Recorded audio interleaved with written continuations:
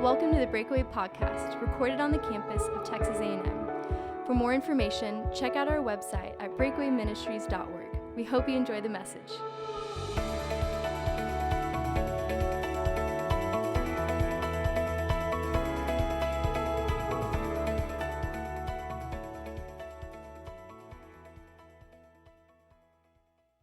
Well, for the men here, I don't know what you would consider to be the most testosterone man movie of all times, but for me, I would have to say Braveheart is probably pretty high on the list.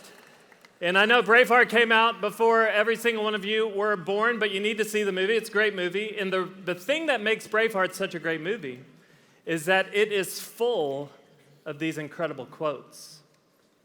And by far my favorite quote in the entire movie, which has everything to do with what we're talking about tonight, is this moment where William Wallace has, it's a very serious moment where he simply declares this: "Every man dies, not every man really lives." Okay, that was terrible, all right. But listen to what he's saying. He says this, he says, "Every man dies, not every man really lives." He says, "Every man dies," and that's a true statement, right? No one hears that and says, "Well, it's debatable, no one can know for sure." No, we get it. Every man dies. But then he goes on and says something very profound. He says, "But not every man really lives." And if William Wallace is correct, then what that means is that there are people in this stadium tonight who will go through life and never truly experience the fullness of life, the fullness of joy and peace and satisfaction and purpose that we all long for. You realize that's what we all long for, right? It doesn't matter who you are in this place, whether you are spiritual or skeptical, religious or irreligious, every single one of us longs for the same exact thing. We all want to experience the most life, the most joy, the most peace, the most satisfaction, and the most purpose possible. I mean, think about it. If we were to just call this the scale of life, 1 being no life at all, 10 being life to the full, where do you hope to land? Like, where would you say that you're landing right now? No one thinks about the scale of life and just says, "You know what, I'll settle in at a 4 or 5 because mediocrity is kind of how I roll. Like, I can get on board with mediocrity." No, we all long for an 8, 9, or 10. It doesn't matter who you are.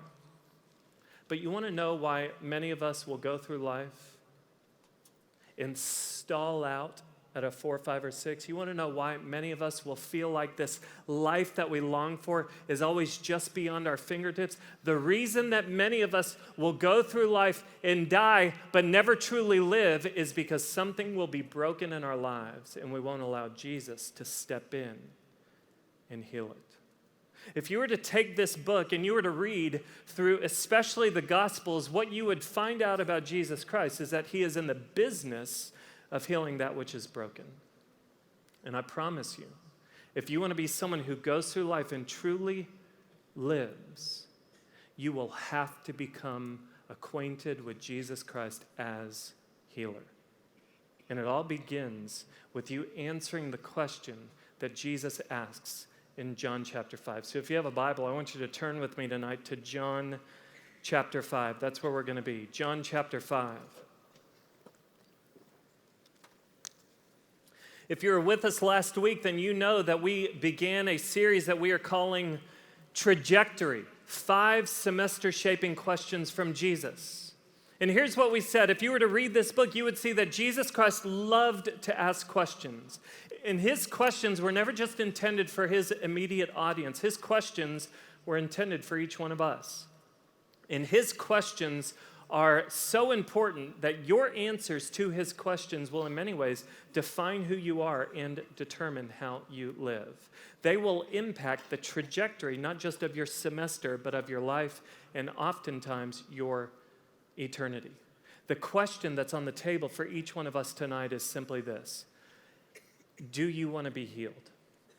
So here we go, John chapter 5. Let me read you verses 1 through 3 because it's going to kind of set the scene for us. It says this: "After this, there was a feast of the Jews, and Jesus went up to Jerusalem.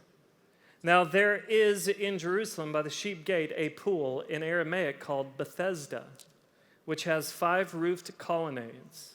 In these lay a multitude of invalids, blind, lame, and paralyzed.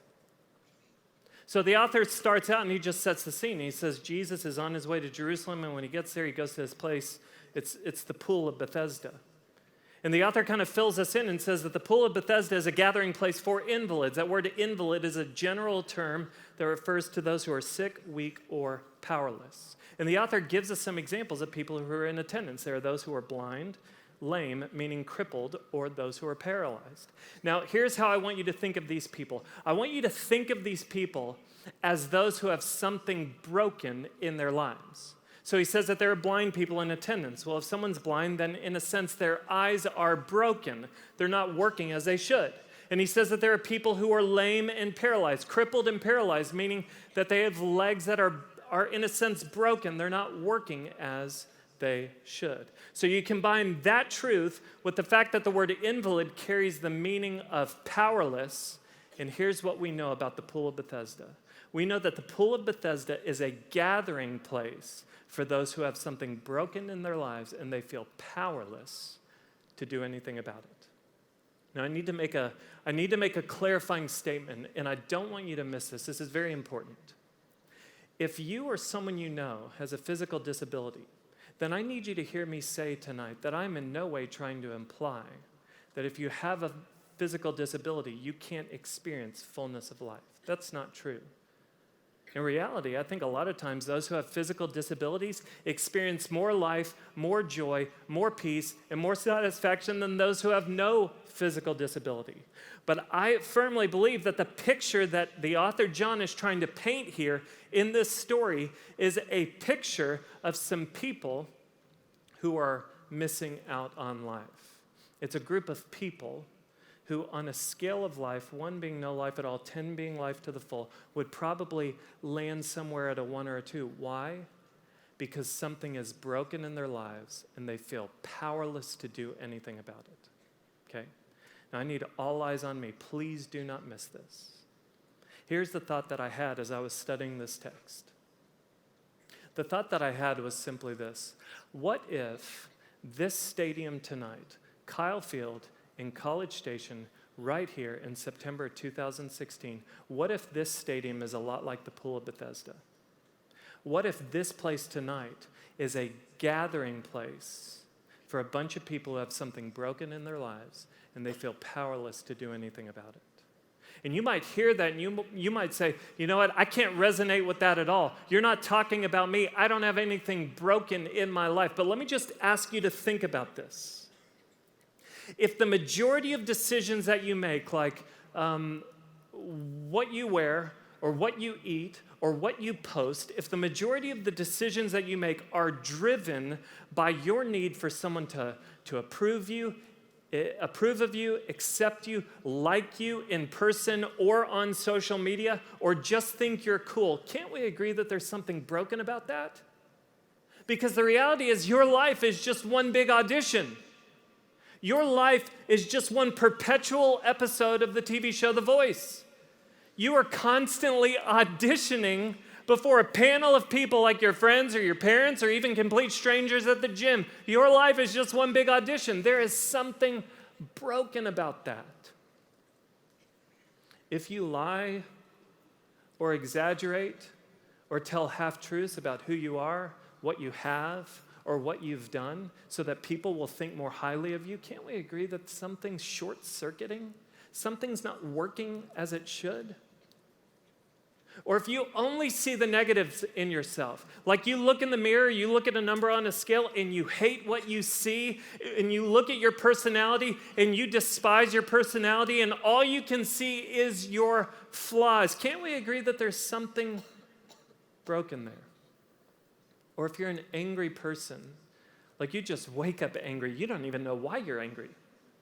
You just wake up angry, and when you are angry, you can be explosive or manipulative towards the people who love you.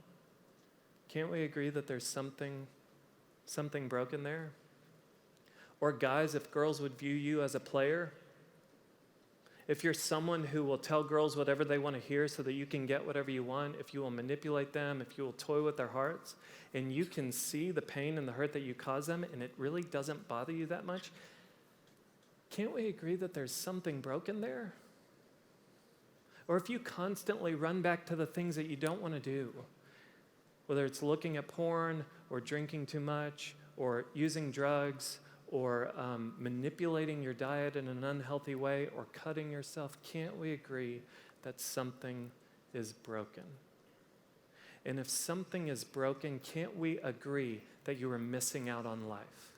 Because you're missing out on the life that you would be experiencing if that which was broken was actually working as it should.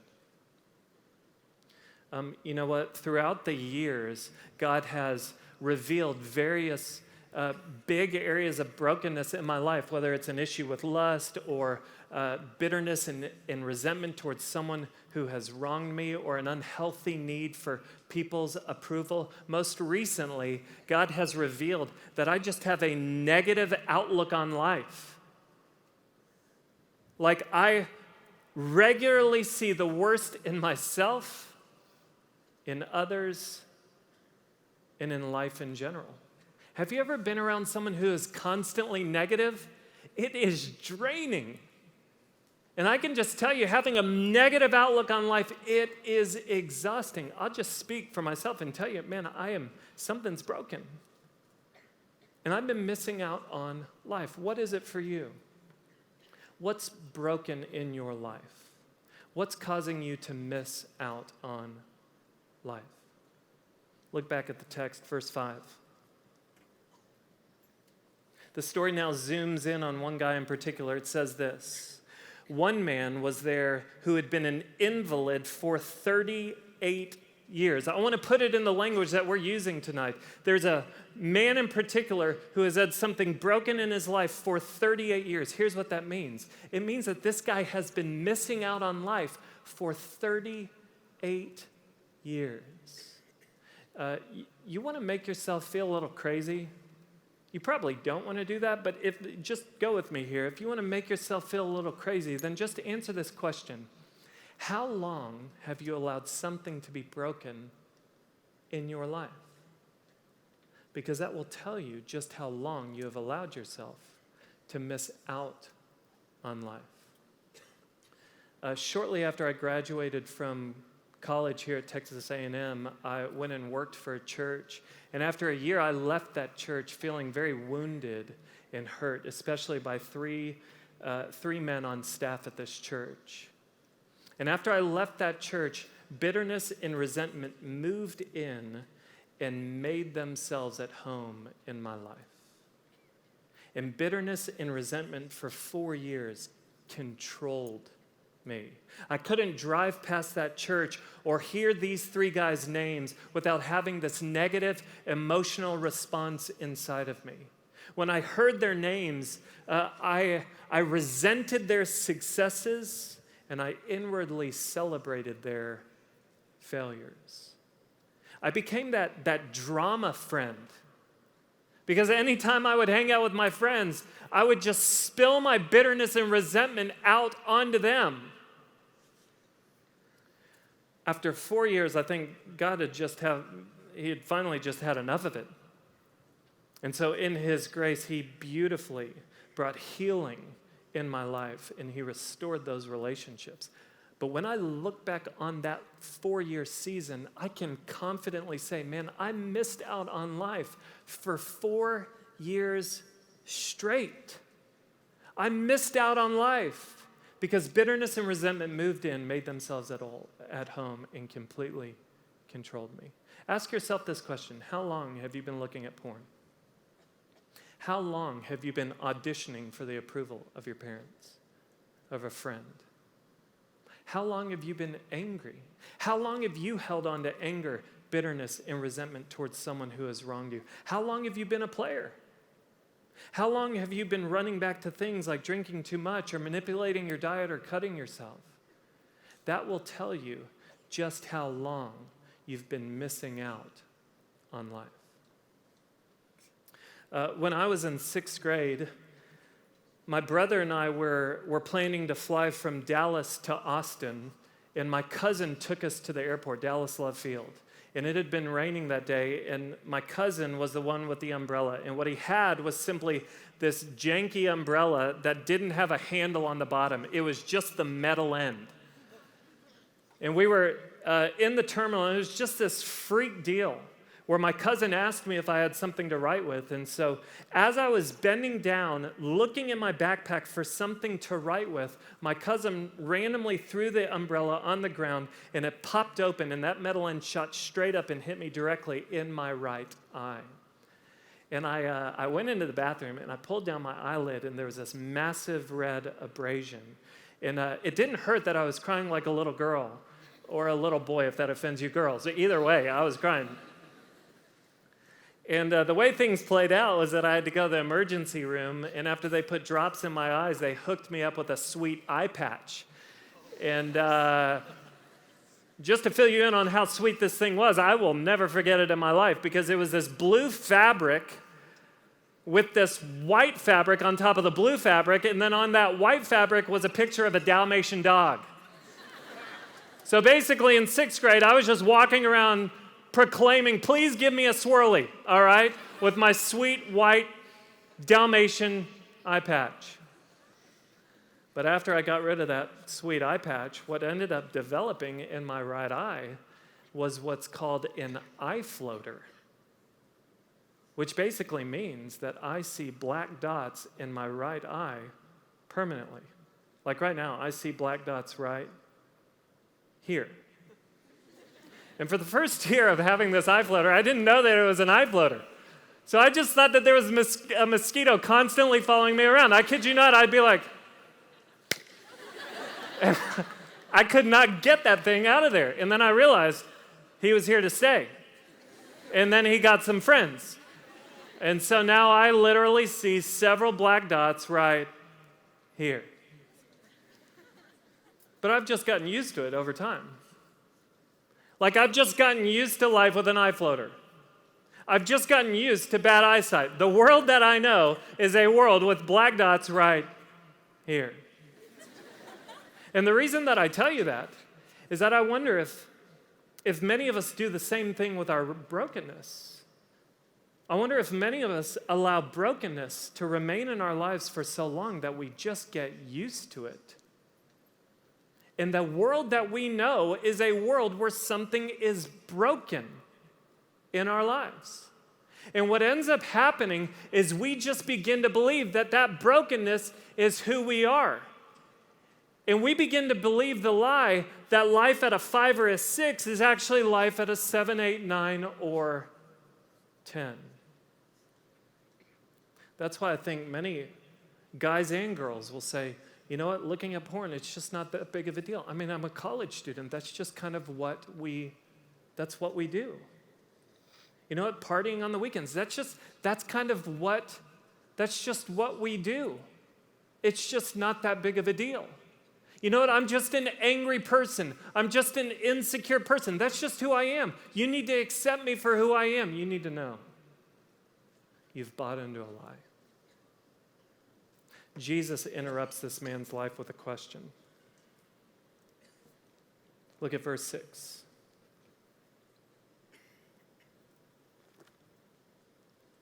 When Jesus saw him lying there and knew that he had already been there a long time, he said to him, "Do you want to be healed?"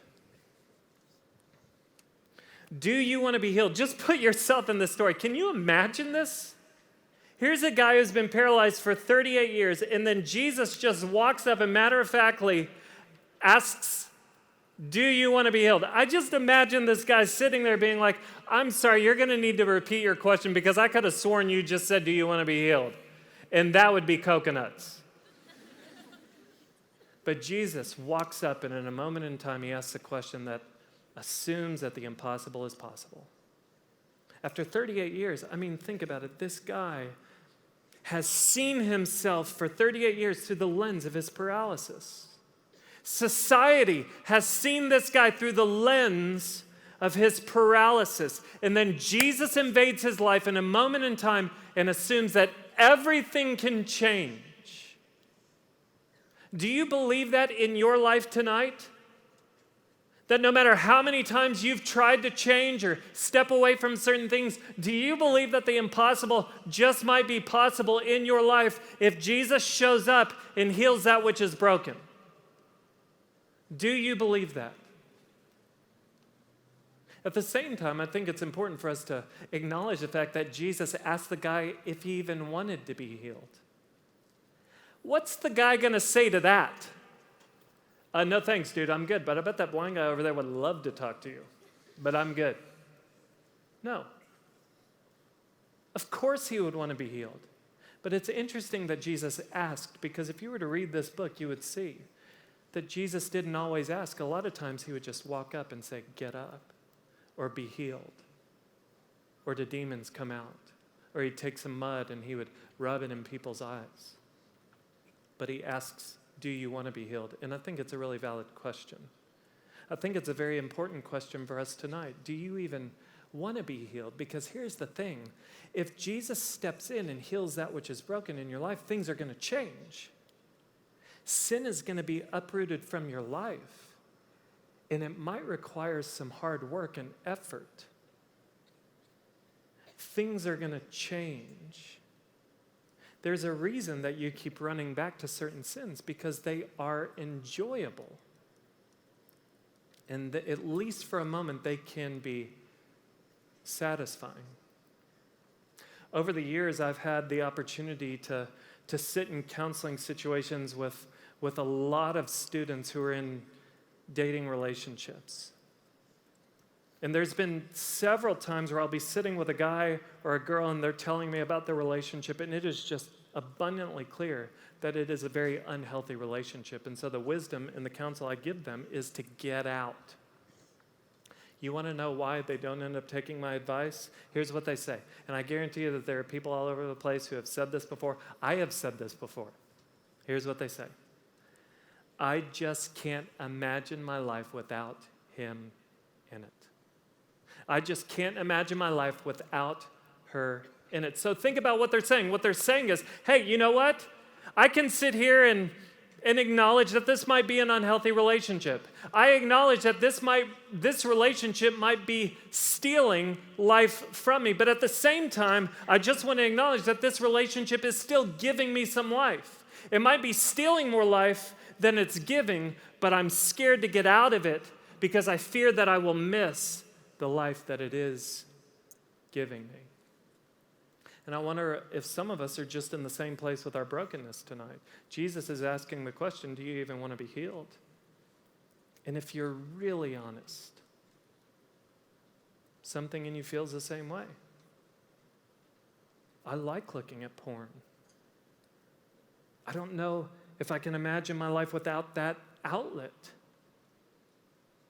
I like partying on the weekends. I don't know what life will be like if I have to find new friends or make different plans.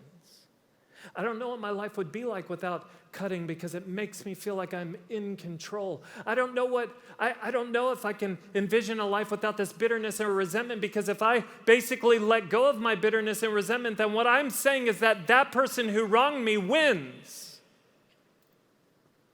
So Jesus, if you're asking the question, do you want to be healed? And if I'm honest with myself, the answer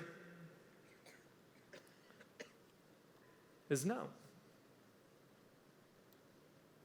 The answer is no. Do you even want to be healed? Look at how this man responds.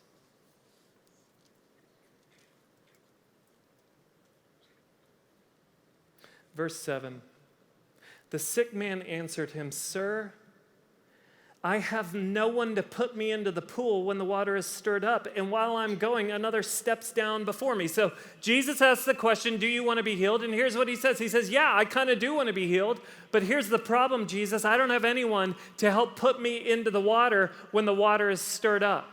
Now, I think that this guy's response to Jesus is right and wrong at the same time. Let me tell you why it's an accurate response. It's accurate because he believes he's going to need the help of other people if he's going to get healed. And that is true. You need to know Jesus rarely heals in isolation.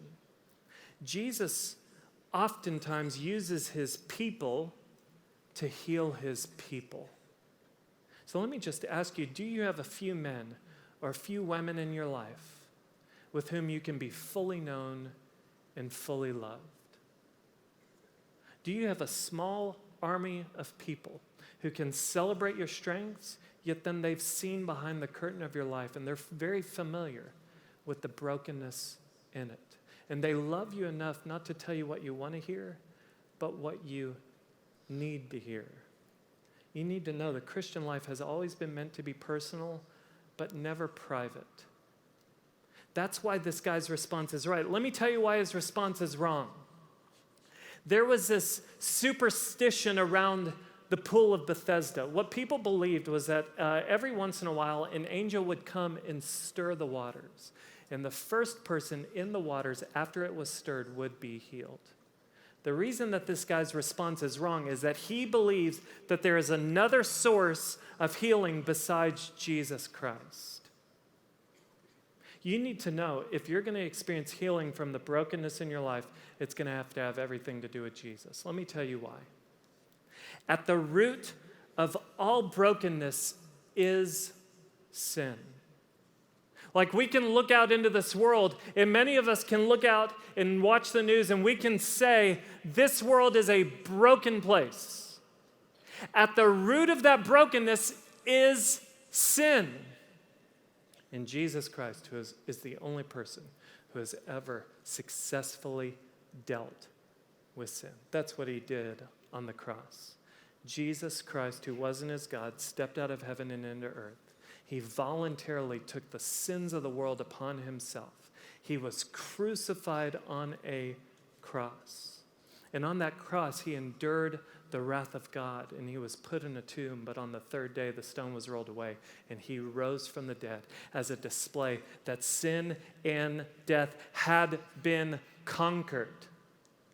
So that's why I say, if you're going to experience any healing in your life, it's going to have everything to do with Jesus, because Jesus Christ is the only one who has ever looked at sin and death and says, you have been conquered. Watch how things play out for this man.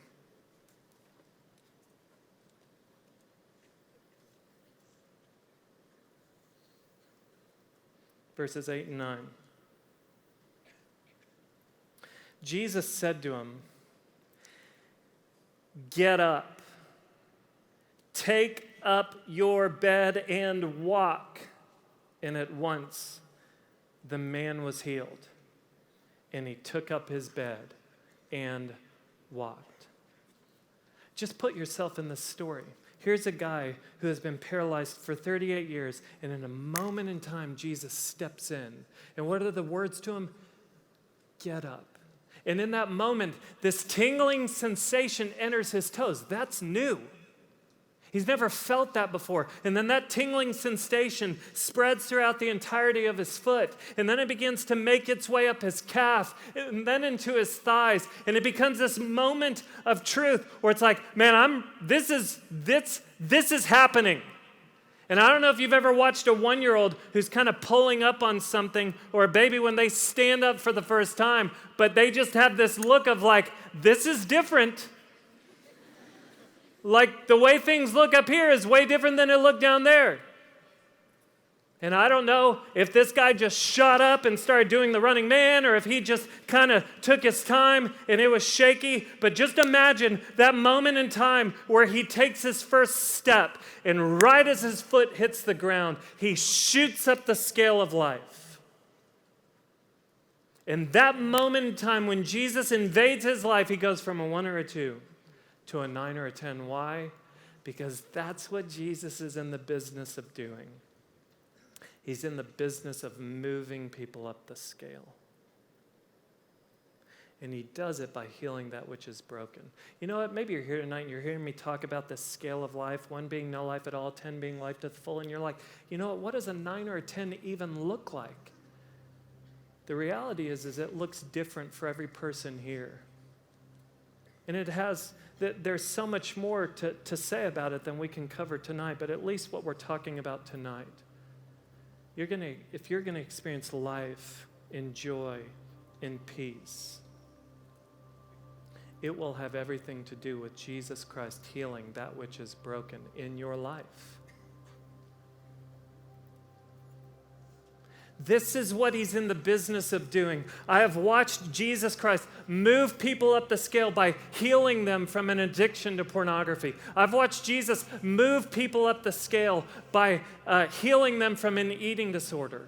I stood with a guy just a month ago who showed me the scars, and as he was showing me the scars, he talked about how Jesus moved him up the scale by healing him of self-hate and cutting.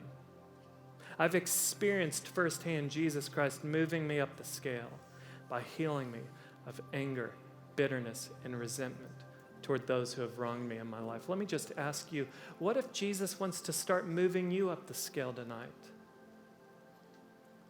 What if he wants to step in and begin to heal that which is broken? And maybe you sit here and you already feel defeated because you hear me saying this and you're like, I've tried. You can't imagine how many years I've been asking Jesus to heal me. You can't imagine how long I've been running back to the same things over and over and over. This is not what I want to be doing, yet I keep running back to it. Maybe it'd just give you some comfort for me to say this. You know what? There's rare occasions where Jesus heals instantaneously, just like he did in this story. But more often than not, Jesus' healing in our lives is a process. For some, it will be a lifelong process. But think about this. Isn't a 4 better than a 3? Like, isn't a 5.5 better than a 5?